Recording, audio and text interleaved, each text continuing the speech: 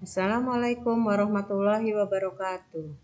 Apa kabarnya anak-anak? Mudah-mudahan kita semua dalam keadaan sehat walafiat. Dalam kesempatan ini kita akan membahas tentang penyembelihan hewan kurban dan akikah. Adapun di sini SK atau KD dan indikatornya adalah kompetensi dasarnya yang pertama adalah menjelaskan tata cara penyembelihan hewan. Yang kedua, menjelaskan ketentuan akikah dan kurban. Yang ketiga, memperagakan cara penyembelihan hewan. Adapun indikatornya, yang pertama adalah menjelaskan pengertian penyembelihan hewan. Yang kedua, menyebutkan syarat penyembelihan hewan. Yang ketiga, menunjukkan dalil nakli tentang penyembelihan hewan. Yang keempat, menjelaskan pengertian akikah dan kurban.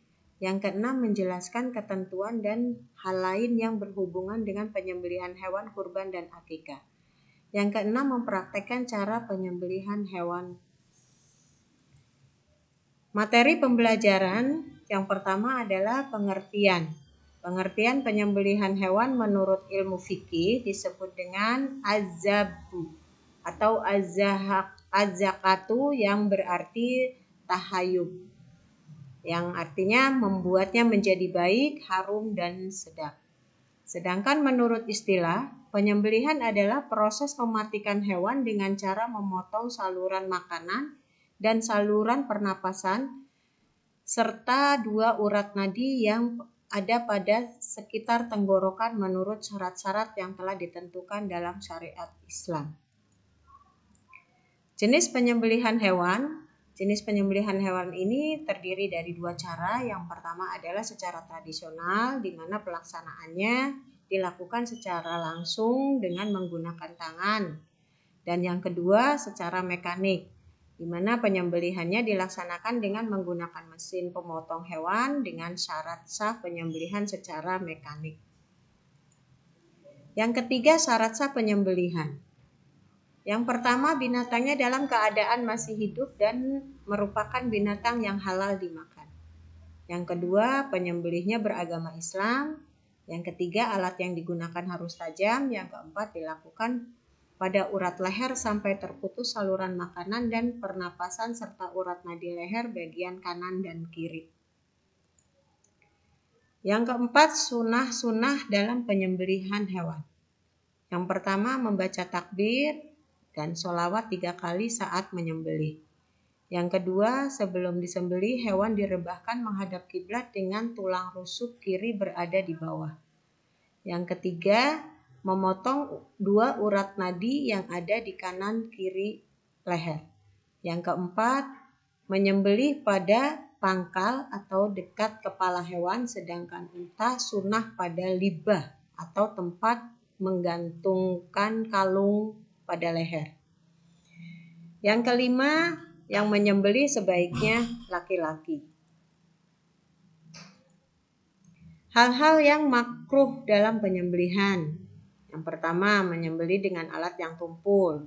Yang kedua, urat nadi kanan kiri leher tidak putus.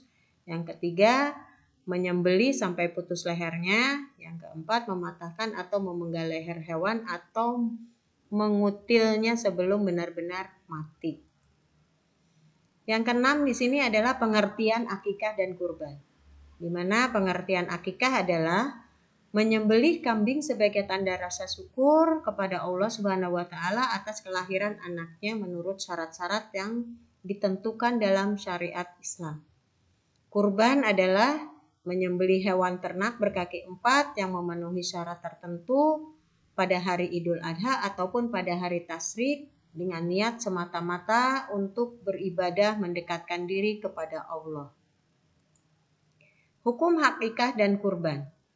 Akikah hukumnya sunnah muakkad bagi orang tua yang mampu sebelum anaknya balik. Adapun waktu yang utama adalah hari ke-7 kelahiran anaknya, dan anak laki-laki 2 ekor dan anak perempuan 1 ekor. Kurban hukumnya wajib bagi Rasulullah SAW dan sunnah muakkad bagi umat Islam yang mampu. Jenis hewan yang untuk kurban adalah kambing, domba, dan biri-biri itu untuk 1 orang. Sedangkan kerbau, sapi, dan unta cukup untuk 7 orang. Ketentuan hewan akikah dan kurban. Syarat-syarat sahnya hewan kurban adalah yang pertama harus sehat, yang kedua gemuk, yang ketiga tidak cacat, yang keempat telah cukup umur, dan yang keempat sebaiknya jantan. Waktu penyembelihan akikah dan kurban. Kalau akikah itu pada waktu hari ke-7 kelahiran anak atau boleh kapan saja asalkan belum balik.